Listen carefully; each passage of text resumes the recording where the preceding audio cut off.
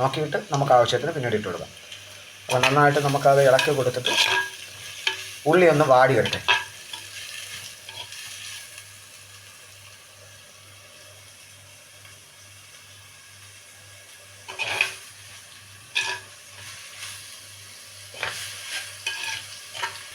അപ്പോൾ നമ്മൾ ഉള്ളി ഏകദേശം വാടി വന്നിട്ടുണ്ട്. നമുക്ക് വലയൊക്കെ കളഞ്ഞ് വെച്ചിരിക്കുന്ന വാഴക്കൂമ്പ് നമുക്ക് അതിലോട്ട് ചേർത്ത് കൊടുക്കാം.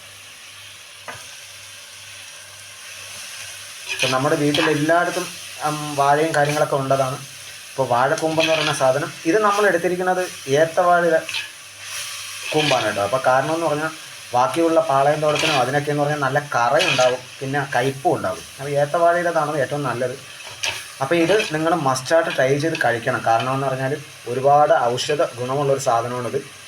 നമുക്ക് സ്ത്രീകളിലായിരുന്നാലും പുരുഷന്മാരിലും ആയിട്ട് ഉണ്ടാകുന്ന കല്ലിൻ്റെ അസുഖങ്ങളൊക്കെ കളയാനായിട്ടുള്ള വളരെ അത്യാവശ്യപ്പെട്ട ഗുണങ്ങളുള്ളൊരു സാധനമാണ്.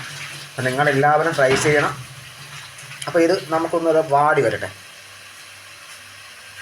അപ്പം നമ്മളത് വാടി വന്നിട്ടുണ്ട്. നമുക്കപ്പോൾ നമ്മൾ ചതച്ച് വെച്ചിരിക്കുന്ന അരപ്പ് നമുക്ക് അതിലേക്ക് ഇട്ട് കൊടുക്കാം. അപ്പോൾ അതിൻ്റെ മഞ്ഞ കാരങ്ങളും എല്ലാമൊക്കെ പോയി നല്ല അടിപൊളിയായി സെറ്റായി വരും. അപ്പം നമുക്ക് അരപ്പ് ഇട്ട് കൊടുത്തിട്ട് നന്നായിട്ടൊന്ന് ഇളക്കി വെച്ച് കൊടുക്കാം.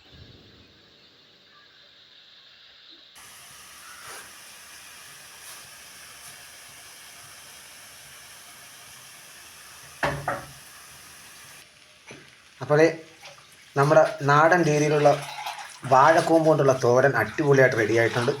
അപ്പോൾ എല്ലാവരും ഉറപ്പായിട്ടും ഇത് ട്രൈ ചെയ്യണം. നല്ല ഗുണമുള്ളൊരു സാധനമാണ്. അപ്പം നിങ്ങൾ ആരും ഇത് മിസ് ചെയ്യരുത്.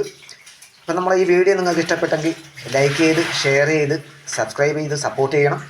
അപ്പോൾ അടുത്തൊരു നല്ല നാടൻ രീതിയിലുള്ള ഒരു രുചിക്കൂട്ടുമായി കാണുന്നത് വരെ എല്ലാവർക്കും ബായ്.